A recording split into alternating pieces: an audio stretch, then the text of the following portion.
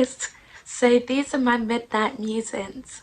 And the other day I was watching a show about dementia and it featured this guy called Gary, and he completely forgot that he was married. Like, he forgot that his wife was his wife. Like, it was so heartbreaking. Because in one scene, like, the interviewer asked him, Gary, have you ever been married? And he said no, like, never. No one would have me.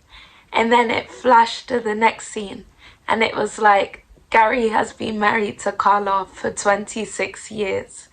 And I just thought, wow, like, he'd completely forgotten, and it was just so sad. And then the wife was being interviewed, and it was so heartbreaking to hear her responses, because he was in a care home now, but he had two women who were like his girls. He was a bit of a, ¿cómo se dice en inglés? A flirt.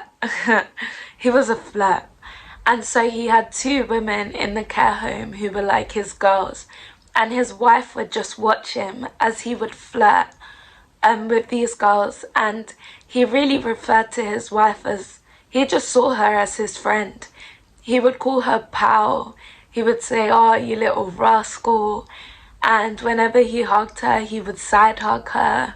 I'm the CEO of side hugs. And he would pat her on the back like, yeah, this is just my buddy. And the interviewer asked the wife, is it not strange to you that he's so romantic with these other women, but he shows you like no affection? And she was like, no, I just recognize that it's the illness. Like, I'm just his buddy. But she was like, I've cared for him and I've loved him from the beginning, and I'll be here until the end. And I just thought, that is so beautiful. And I asked myself, Karis, could you ever do that? And I said, I pray to God I'd never have to do that, because that is hard. You could see the tears in her eyes and you could hear the hurt in her voice. And then I got to thinking, this is how God feels every single day. That God is married to us as the bride of Christ. And yet it's like, yeah, God, I'm married to you. But if that person calls God, I've got an answer. Oh God, I'm married to you. Yeah, but you know my job. You know my job. I just love my job. And so I was thinking, God must feel so heartbroken. And yet his response is, no, I recognize that it's just sin. It's just the sin, but I still love them with an everlasting love. I don't know why my voice is shaking, but it's like God is just like, I recognize it to be sin, and I still love my creation. I looked at my creation and I said it was good, that I still love them. I love them so much. And I just saw it as that was the same response of the women, that I love my husband so much, but I separate the dementia from him.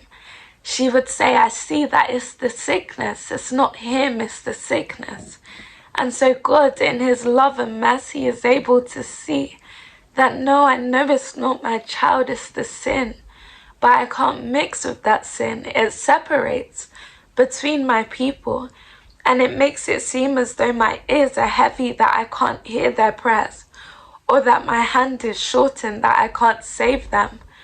But I love them still. It's just the sin is a lot.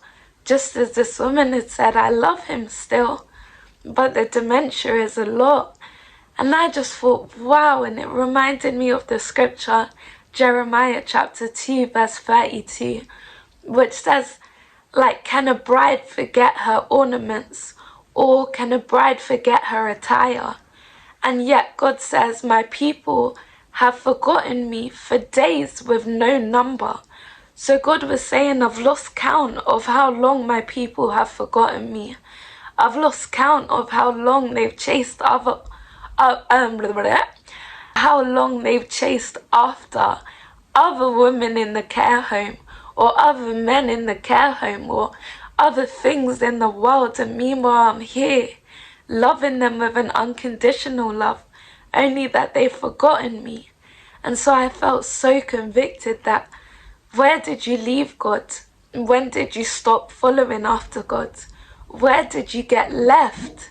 And I felt so convicted to just come back, to just come back. And so I just thought, wow. When I think about the Lord, how He picked me up and turned me around, how He placed my feet on solid ground.